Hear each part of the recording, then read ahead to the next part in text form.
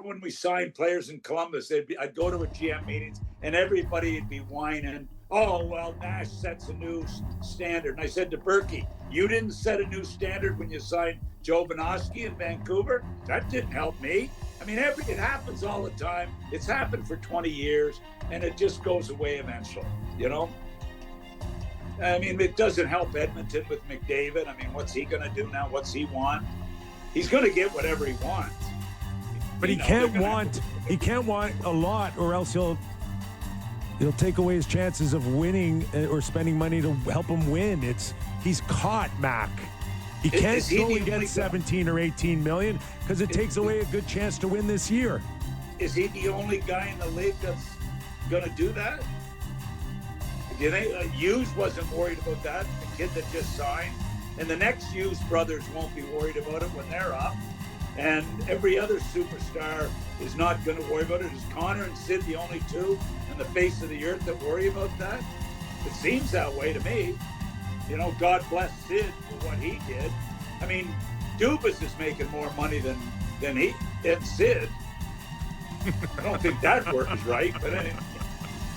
So anyway, well, look, the next few years he's trying to protect. If he signs a 2-year deal, he can't sign for $40 million. It will not help his chances to win a Stanley Cup, clearly. No, but, you know, what is he supposed to do? Take $3 million less? People believe that's going to happen. People believe that he will not pass Kirill. I've got them today as the 5th best team in the West. That's where I've got them. Why so low for team back-to-back Cup finals?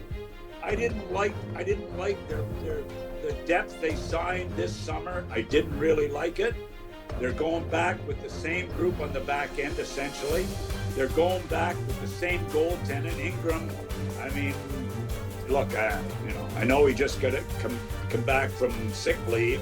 I mean, I liked him a little bit last year in Utah, but I don't see the improvement. I mean, Ike Howard and some of these young guys, I mean, they're decent moves, but I just don't see them as an improved hockey team. I don't. I mean, it's going to be, Hyman is a month before he can play, apparently. I mean, how do you guys have them? I mean, they go to the finals. I mean, can they do it 3 years in a row going to the finals? It doesn't happen very often. It's just, those two guys are so good. And certainly they pull them through and but they're going to put Draisaitl again now with McDavid, which is, I like that because Ryan Nugent-Hopkins is as good as any number 2 centerman in the league. So I actually don't mind that move. It gives them a little better look, in my opinion, with Nugent-Hopkins in the second hole. He's a good player, that kid. What about Dallas? 6. They just traded for Rantanen that was supposed to put him over the top to win a Stanley Cup last year. Why do you have him 6th? Well, I guess that, who are they better than? They're not better than Colorado. They're not better than Vegas. They're not better than Winnipeg. Were last year at least. LA, I like LA better.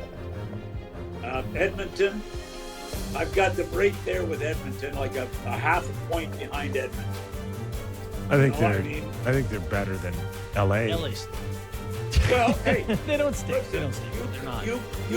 You give me your list, and I'll put my list there. You got my list, and let's see who's right at the end of the season. So this is your segment. It's not mine. If I'm wrong, I'll be the first one not to admit it. Perfect. Hey, Mac, what do you think? By the way, one other thing. Yeah. Utah. I'm so sick of excuses coming out of Utah. I don't want to hear more excuses. They've got the new owner. They've got the new building. They've got the great city. I don't mean Utah, but that franchise. No more BS. This is their year to make it. Their coach, in my opinion, should be on the hot seat right here. Yeah, I'm wondering if he's an NHL.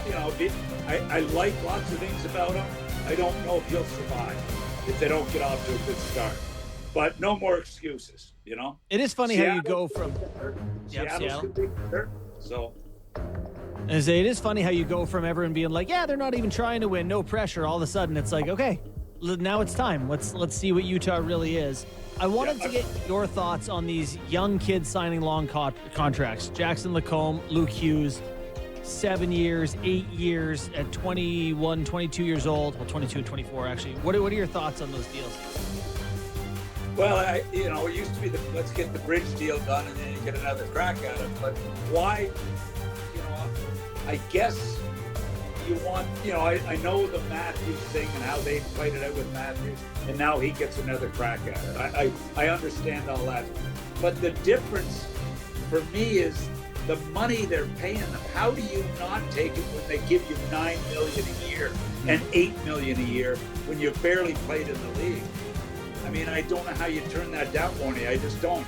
You know what I'm saying? Yeah, I guess you got to get the money when you can get the money. You don't know what's coming next. Yeah, if they're coming through like they were in the old days, even when Matthews was going there, I would take a shorter deal, a bridge deal, and then hit your big home run. But now they give the top dollars right out of the chute. So they're scared to Anaheim death of losing guys. Anaheim's an interesting scenario here with Jackson Lacombe, who was 6 years ago the 39th pick overall, and now he's making $9 million a year. If by chance Pat Verbeek's wrong here, is this like a fork in the road for some general managers? Can Pat Verbeek still do well as a general manager if he's completely wrong on this guy? First of all, I don't think he's going to be wrong on it. Okay. I think he's going to be a really, really good, important player for that team. He might be wrong this year on him, but I think in the long run he's not going to be wrong on him. That's my opinion. Hedging's good now. It's a good gamble to hedge on what you think is your quality nuclei kind of guy. I think when you figure out who your core guys are and you get them locked up. Like how many teams are going to be held up and held up and held up by these guys at 7 years pro? They're buying some unrestricted time. I don't think it's a bad thing right now, and the cap's going to go through the roof. I want to know with all these teams worth $1 billion, like seriously, $1 billion. Winnipeg, I love the franchise. They're struggling. I hear they're up against it big time right now. I hear that. What do you mean? Well, financial. I mean, when did Gary go out there and talk to the corporate world in Winnipeg and say, you guys got to get behind this team? Mm-hmm. Was that last year or the year before? Year. Yeah, pretty sure. And I think it's still there. And $1.3 billion, like, I don't look when the salary cap came in, 17 teams were losing money. Amongst the 17 teams, the league was losing $275 million at that point before the cap. And they ran Bob Goodenow out. The players, the group of whatever, the group that all became presidents and GMs ran them out, and some agents, and they've got their cap now, and it's going through the roof. So these kids are going to get paid.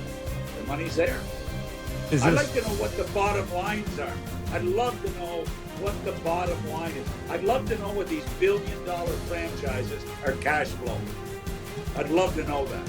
But it's two different things, right? Like the values are not baked, they're just based on how badly somebody wants a team. So it's just Bitcoin? It's just like an arbitrary, we've decided they make no money, there's no pressure to make any money yet? I think it's a little bit like Bitcoin, yeah. I think it's just like, sounds cool to own. They tell me you can spend it. I mean, what does not making money each year mean?